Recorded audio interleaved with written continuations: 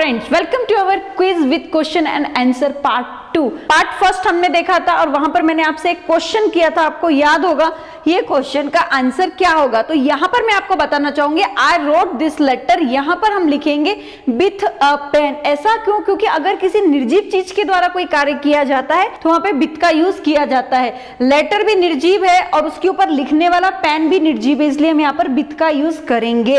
अब देखते हैं पार्ट 2 में कौन से क्वेश्चन है या कौन से सेंटेंसेज हैं। यहाँ पर देखिए द स्कूल इन ऑगस्ट, क्या होगा? स्टार्ट, विल स्टार्ट या स्टार्ट्स। नेक्स्ट है there are many, men teacher या मेन टीचर्स, कौन सा होगा यहाँ पर? नेक्स्ट है there are the boys who has helped me, who had helped me या who have helped me, which one is correct? Option कौन से होंगे यहाँ पर, ये इंपॉर्टेंट है। और मोर देन 10 सेंटेंसेस आपके सामने आ रहे हैं गाइज, और ये सभी कॉम्पिटिटिव एग्जाम में, स्कूल के एग्जाम में आपके लिए बहुत अच्छे साबित हो सकते हैं। Each boy and each girl rewarded, was rewarded, were rewarded and had rewarded, कौन सा लगाना होगा यहाँ पर? मेरे ख्याल से तो यहाँ पर रिवार्डेड है तो हेड आना चाहिए ना, करेक्ट है ना? ऐसा आप भी सोच रहे होंगे। बताने वाली हूँ एक्सप्लेनेशन, थोड़ा सा वेट कीजिए। He and I going to school, he and I am going to school, is going to school, are going to school, बहुत ही कंफ्यूजन हो रहा है, नहीं समझ में आ रहा है। राम मैरिड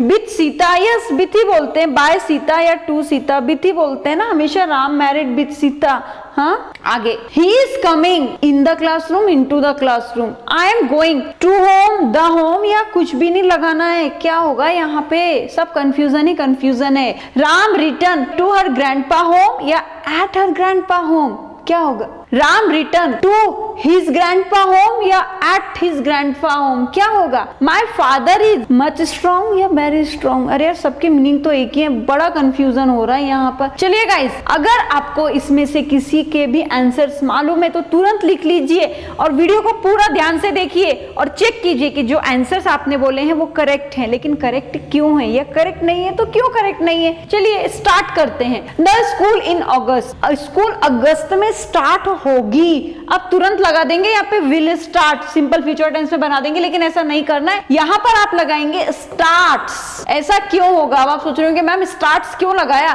गाइस मैंने इसको बनाया सिंपल प्रेजेंट टेंस में, फ्यूचरिटी के लिए सिंपल प्रेजेंट टेंस कुछ हजम नहीं हो रही है ना बात। तो सुनिए, अगर टाइमिंग फिक्स है आपका कि ये काम यहीं पर ही होगा, चाहे फ्यूचर की बात ही हो, अभी स्कूल अगस्त में खुलेंगे, हम ऐसा बोलेंगे जरूर, लेकिन जब भी आप सेंटेंसेस बनाएंगे तो आपको सिंपल प्रेजेंट का यूज करना होता है, क्योंकि आप श्योर हैं कि अगस्त में ही वो काम होगा। When you are sure at that time you can use here simple present tense. ये याद रखिए, ऐसा कॉन्सेप्ट आपने अभी तक नहीं सुना होगा। Next, there are many men teacher, men teacher, men teachers, क्या है इसमें? गाइज इसके लिए ना वीडियो को थोड़ा सा पॉज करके देखिएगा, क्योंकि MAN है, MEN है और MEN है, एक में टीचर से, एक में टीचर है, एक में टीचर से।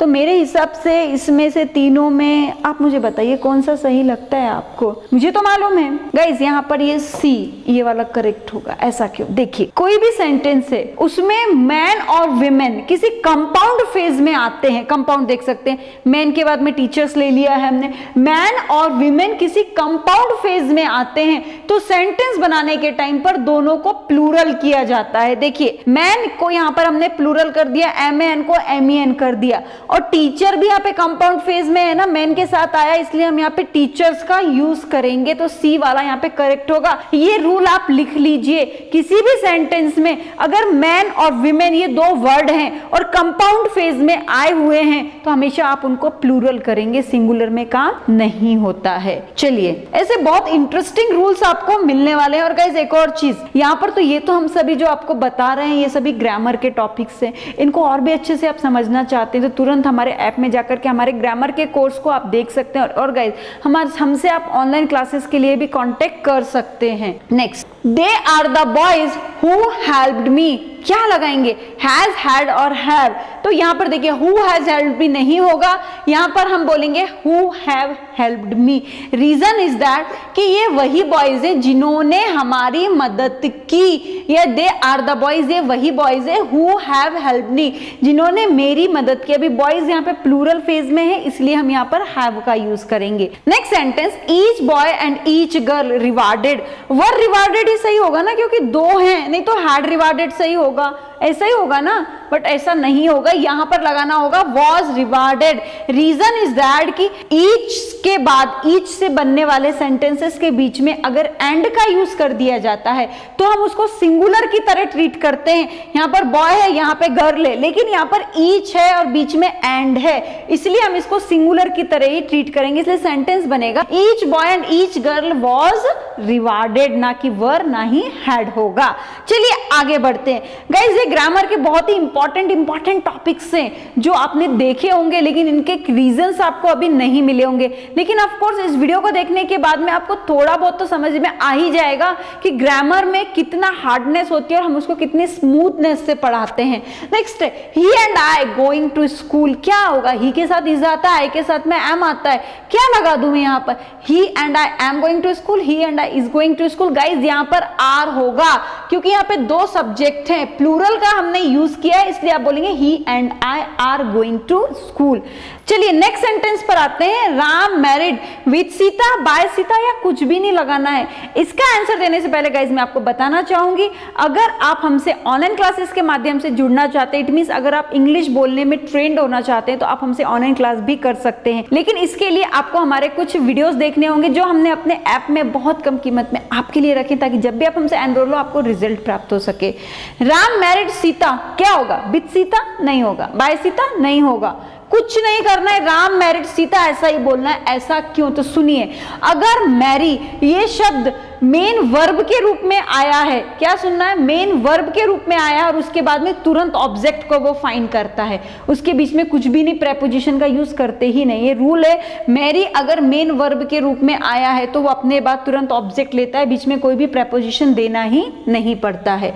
आगे बढ़ते हैं और देखिए गाइज, आगे यहां पर है ही इज कमिंग द क्लासरूम। अब आप मुझे बताइए, इन द क्लासरूम या इनटू द क्लासरूम? अगर आपने हमारा पार्ट फर्स्ट देखा होगा तो आप तुरंत बोल देंगे मैम इनटू आएगा। रीजन इज दैट कि वह क्लासरूम में आ रही है, इट मींस वो चलकर आ रही है, कंडीशन चलने वाली है तो इनटू का यूज करेंगे। अगर वो पहले से ही क्लासरूम में होती तो हम इनका यूज करते हैं। एक्सप्लेनेशन मैंने फर्स्ट पार्ट में आपको दिया है। Next sentence, I am going to home, हम ऐसा ही बोलते हैं, लेकिन ऐसा नहीं बोलना है, आपको बोलना है आई एम गोइंग होम, क्योंकि यहां पर होम से पहले कभी भी टू का यूज नहीं होता है और यहां पर कोई भी प्रेपोजिशन नहीं आएगा। ध्यान रखिए, होम से पहले नहीं लगाना है, तो आप बोल देते हैं I am going to home, ऐसा नहीं बोलना है। I am going home, it's a clear sentence, there is no problem. तो क्या बोलना है? I am going home. ऐसे ऐसे अलग अलग कुछ कॉन्सेप्ट्स हैं जो अभी तक सुने नहीं है, या हम जिनको रॉन्ग यूज करते हैं। ऐसे क्विज देखने के बाद में 100% आप सही हो जाएंगे। नेक्स्ट सेंटेंस है my father is strong, very strong या मच स्ट्रॉन्ग। दोनों में यहाँ पर 2 ऑप्शंस दिए हुए हैं। क्या आप मुझे बताएंगे कि फर्स्ट का आंसर क्या बोलूंगे? Ram return to his grandpa home या एट हिज ग्रैंडफा होम, क्या होगा? Return to his grandpa home, यहां पर हम टू का यूज करेंगे।